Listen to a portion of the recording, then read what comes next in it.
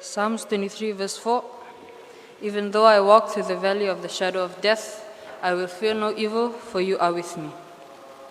Sabinaka, turna ngorvina Kongo, meu wakamadal teki omanda, na edang saknga Rokosara Moce, o na ngone leo me no bono naka o nukulo ngolo mebiti, o vasagtiko e no bono nukuni o Yalo. Na nungu itabi saknga na kabinikua, o bea Tukuni Yalo taknga na kabinak sa kabanakalo e na nungumbula. Simberanga ni te kuputak na nungu Tukuni Yalo, o na keretik na namuni bibeseti na babakos kina leo ni lotu, ni una vasaktiko vakapertania.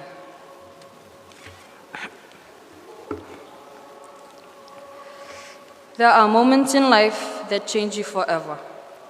And for me, that moment was losing both of my parents. It's a pain that's hard to put into words, like a part of your foundation has been taken away. But in the middle of that deep loss, I began to discover things about myself, about life, and even about healing that I never expected. On the 26th of February 2018, I lost my father. I was just a child. I was 9 years old, and at that time, I didn't fully understand what was happening. But the only thing that I understood, that someone that I truly loved deeply was gone. I remember looking at other kids with their dads and wondering why mine was taken. That pain sat silently in me, like a wound I did not know how to express. Losing a parent at that age changed me. I grew up faster than I wanted to. I became more aware of pain. I became more aware of how fragile life is. But even though it hurts, I still had my mom. She was my world, my comfort, my safe place, and my strength, and also my number one supporter. She was the one who taught me more about Christ. She was the one who helped me give my life to Christ. On the 24th of August 2021, I gave my life to Christ and accepted Him as my Lord and Savior. With Christ again in my life, He helped me overcome the grief of losing a parent. For a brief moment, it felt like my dad was never gone, because ever since I received Christ, He has always been my father when I had none. Then, on the 27th of August 2024, I was 15, I got the call saying my mom has passed away. That loss shattered me in ways I can't explain. When you're 15, you're not supposed to be planning funerals, nor are you supposed to be learning how to survive without the two people who has brought you into this world. I felt completely alone and hopeless. The grief was heavy, but what made it even worse was the silence I felt from God.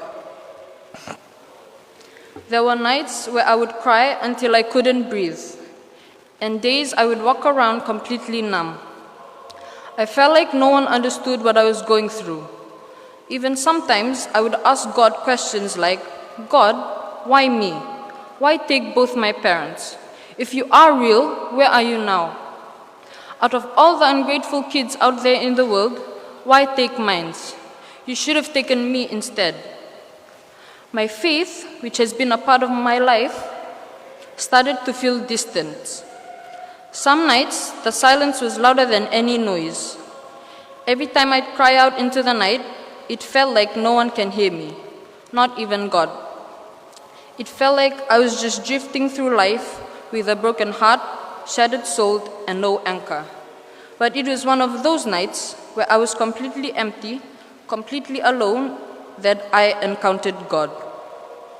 In the stillness and silence of the night, when all I had left was pain, He came. I didn't see Him, I didn't hear a voice, but I felt Him. I felt peace, and I hadn't felt peace in a very long time. A Bible verse that has helped hold me together was Psalms 34:18.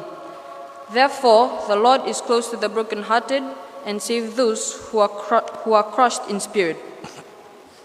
When I read that Bible verse, it felt like it was written for me, because I was brokenhearted and I was crushed in spirit. But God came near. He didn't erase all the pain instantly, but He stayed, and that changed everything. God became my father when I had none. He became my comfort when I had no one to talk to. He became my strength when I was too weak to stand.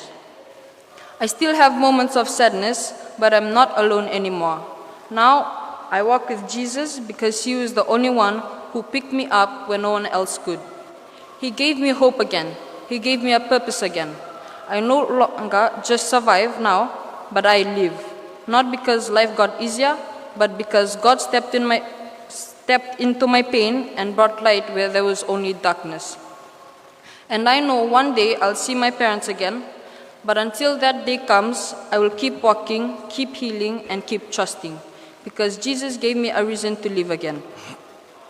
If you are a person who has been through the same things as I did, whether you are older than me, younger than me, or the same age, and you've lost someone you've loved, or is suffering from something that you have suffered before, I want to share something with you. I know what it is like to cry until you can't breathe. I know what it feels like to ask God questions like, why me? I have been there. But I want you to know that God sees you, God hears your cries in the middle of the night, and He will always listen. And even when it doesn't feel like it, He is right there, closer than you know and closer than your own clothes. You are stronger than you think, not because life is easy, but because God is with you. Don't give up, keep going, keep trusting, and keep breathing. The pain may last for a season, but joy is coming. You still have a purpose, you still have a future, and you are deeply loved by a Father who will never leave you. You are not alone, you are not forgotten. Your pain is real, but so is God's love. Me vakambalimbal takavaviti, na nomu Moce endina, ia endin talengana na naloloma nakalu. Don't let your brokenness be the end. God can bring beauty out of ashes, because He did it for me, and He can also do it for you too. In conclusion, Jeremiah 29:11, as long as God keeps waking you up, He still has a plan for you. Vinaka.